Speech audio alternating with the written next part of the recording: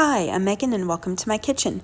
In today's What's for Dinner video, I'll be sharing with you what meals we had this past week. Our dinners were easy to make, budget friendly, and delicious.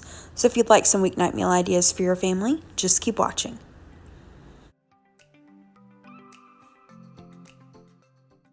If you caught last week's What's for Dinner video, I mentioned that we had went out of town last weekend to celebrate my husband's birthday, and this first dinner was our last night there. It was my husband's actual birthday. We went to a restaurant called Cucina Rustica, and we'd went there once, I think 2 years ago, and it was amazing. It was so good. And so we wanted to go back to celebrate his birthday, and we were hopeful that it was as good as we remembered, and it was. It was so good. Now, again, it was his birthday, so we did splurge a little bit, and we hadn't eaten since breakfast, so let me show you real quick what we got. All right, when we first sat down, they had this little dish of house marinated olives. I don't prefer olives, but my husband loves them, and these were amazing. And they also had some house-made focaccia with some olive oil and balsamic vinegar to dip in, but I forgot to get a picture of that. All right, so for the appetizers, I chose their Fritos. So there was fried calamari, halibut, artichokes, onions, and a couple other things in there. It was so good. We both ate the appetizers. We just each chose one. And then for my husband's appetizer, he chose their mussels and like this tomato broth. They were so yummy. For our entrees, I chose one of their specials. It was a seafood stuffed crepe with a lobster cream sauce. I've never had a savory crepe before, and this, you guys, I cannot even begin to explain to you how amazing this dish was. It was just delicious. One of the best things I've ever eaten before in my entire life. And that lobster cream sauce was so good. I just wanted to drink it. Then for my husband's entree, he got their lobster ravioli, and it was delicious.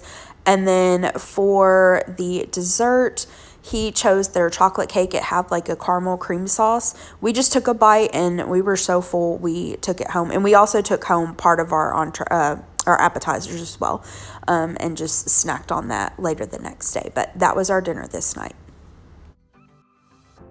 For dinner the next night, we were back home. I tried something new. I made a Sloppy Joe tater tot casserole.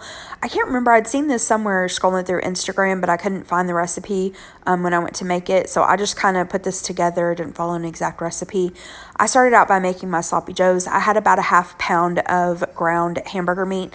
I'd already cooked it and put it into my freezer, so I just pulled it out and thawed it a couple hours before I made dinner. I made some Sloppy Joes. I've shared this many times before on my channel. I'll have the recipe that I use linked in the description box below. It's really easy. But so I just whipped that together, and then I'll show you how I put the casserole together. I've got the oven preheating to 375 degrees. I sprayed my 8x8 casserole dish with some cooking spray. I'm going to add the cooked Sloppy Joes to the bottom of the dish and spread it out. And as you can see, I have a little bit of cheese in each of these bags, so I'm just going to use a little bit of all of them and use them up. Once I've added the cheese, I'm going to add a layer of tater tots, and then at this point, I'm going to season the tater tots with a little salt and pepper, and then I'm going to place this into the preheated oven. I baked it for about 35 to 40 minutes. Here's what it looked like at that point. I then added some more shredded cheese to the top and placed it back into the oven for another 10 or 15 minutes or so. Here's what it looked like when it was done. I allowed it to cool for a few minutes, and then that was it. So to serve it up, I added some chopped green onions. I just served it with some fresh vegetables. This was yummy. I will definitely make this again. It was really tasty. I had a couple pieces of tilapia in my freezer that I needed to use up, so I decided to make some fish tacos. To go along with it, I made some Mexican sweet potatoes. I'll share the recipe in the description box below. I kind of loosely followed it. I didn't follow the exact measurements, just I've made this several times before. So in this bowl, I have a couple of sweet potatoes that I washed and peeled. I cut them into chunks. I'm adding a little bit of olive oil, and then I'm going to add my seasonings. I'm adding salt and pepper, some cumin, smoked paprika, garlic powder, and then off camera I added a little bit of lime juice. I'm going to toss that together. Now you can totally bake these in the oven, but to make it easier on myself, this night I popped them into the air fryer. So I cooked them at 400 degrees for about 20 to 25 minutes. I shook the basket halfway through. For my other side dish, I am making some black beans. I think this recipe is called like Cuban black beans or something like that. I'll have it linked in the description box below. To this pot, I'm adding a can of black beans that I just rinsed and drained really well.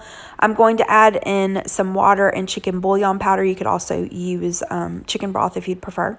I'm going to season this with some salt, pepper, cumin, garlic powder, chili powder, and a little pinch of cayenne pepper.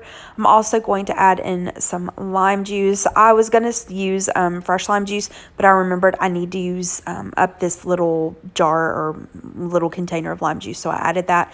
And then I just brought this to a boil, reduced it to a simmer, and allowed it to cook for maybe about 10 minutes or so. Here are the finished sweet potatoes. I removed them from the air fryer basket, and then I'm going to make my tilapia right inside the same basket. All right, so here I've got some tilapia fillets. I patted them dry really well, and I'm going to season them. You can season them however you would like. Just use whatever seasonings you and your family prefer or what you've got on hand.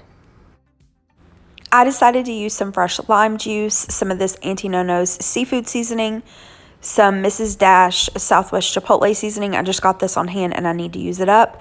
And then I added a little Badia Complete. I sprayed the tops with just a little bit of cooking spray because I'm going to place the tilapia fillets the seasoned side down, and I did that just so they wouldn't stick. And then I'm going to season the top side of the tilapia. I placed this into the air fryer at 400 degrees, and I cooked these for maybe about 4 or 5 minutes. They don't take very long at all. Just cooked it until the fish flaked with a fork easily. Here are the finished sweet potatoes, the tilapia, and the black beans. Next, I'll show you our plates. I took some fajita-sized tortillas that I had on hand and I warmed them up.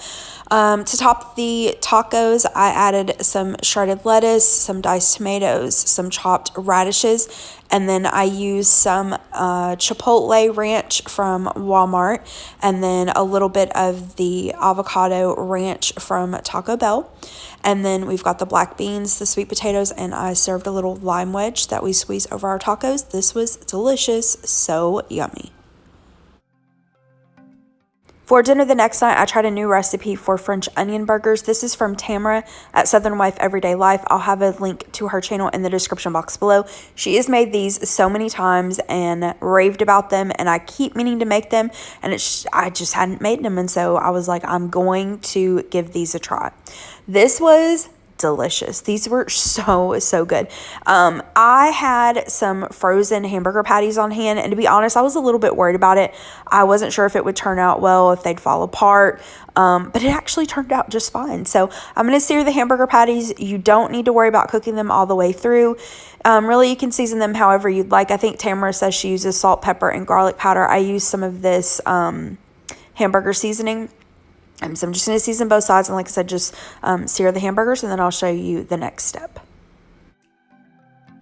And I goofed up a little bit here. I didn't layer this in the exact order that Tamara suggests, but it turned out fine. So I'm spraying my crock pot liner with some cooking spray. I'm going to add some sliced onions to the bottom.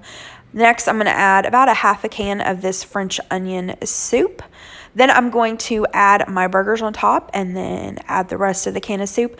Covered this with a lid, and I cooked this on low for about 6 hours. I did go through halfway through the cooking time, and I flipped the burgers over. And like I said, Tamara has made this and raved about it, and I've been wanting to try it. I was worried though that the hamburger patties would fall apart, and they didn't, not at all. All right, here's what it looked like after the 6 hours. My husband was at the gym this night, so I just prepared my plate first, and then he ate once he got home. I buttered a couple buns and toasted them. Once they were toasted, I'm adding the hamburger patty along with some of the onions, a slice of provolone cheese, and I'm going to cover that with the top.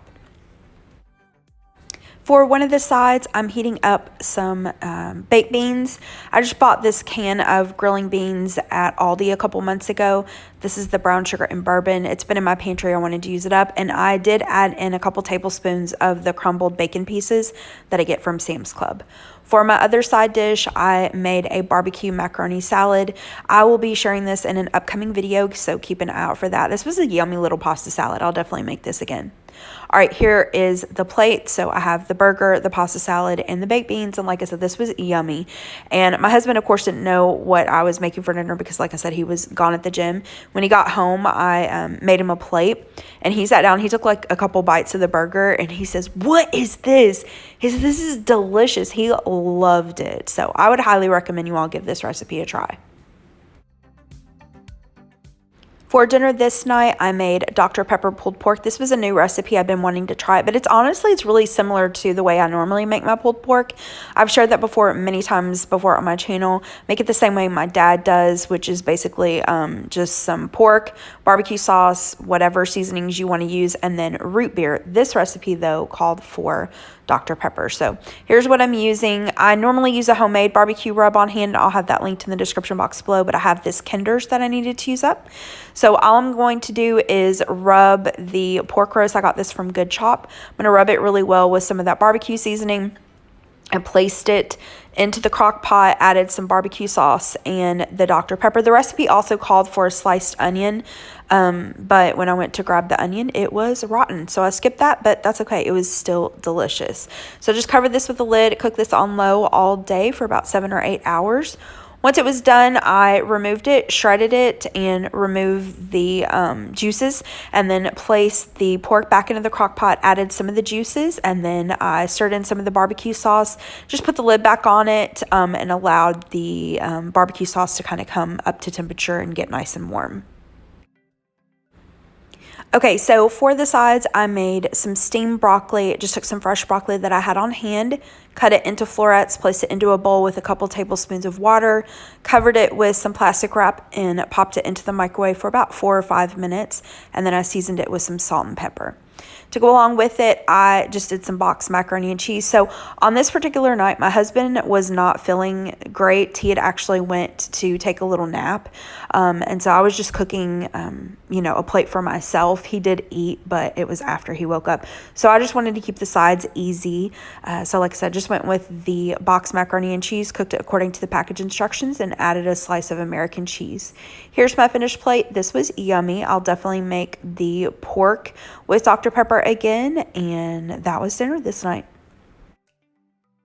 The next couple dinners were off meal plan, but as I mentioned, with this last dinner, my husband started not feeling well this day. The next day, I started not feeling well either. At first, we thought it was just allergies. We've went the past 2 years or so without catching the dreaded C word. We've been very lucky, very blessed. But we, like I said, thought it was allergies, but just to be on the safe side, we took tests, and sure enough, my husband tested positive, and then the next day I tested positive, and that will probably, hopefully, also explain my voice throughout this video and my more frequent ums than normal. My brain is really fuzzy.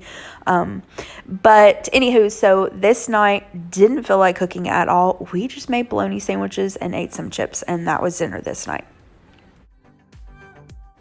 For the last dinner in this week's video, we just did a snacky dinner or charcuterie board if you want to be a little fancy. This was great because we really didn't know what we wanted. We were kind of in that mood where nothing really sounded good, and I certainly didn't feel like making anything. So this was nice because I could just kind of assemble it and we could snack while we rested and were lazy and watched TV. All right, that's it for today's video. Thank you so much for watching. I hope that you liked this video. If you did, please hit the thumbs up button below and subscribe to my channel if you're not already. And I hope you have a great rest of the day. Thanks so much. Bye-bye.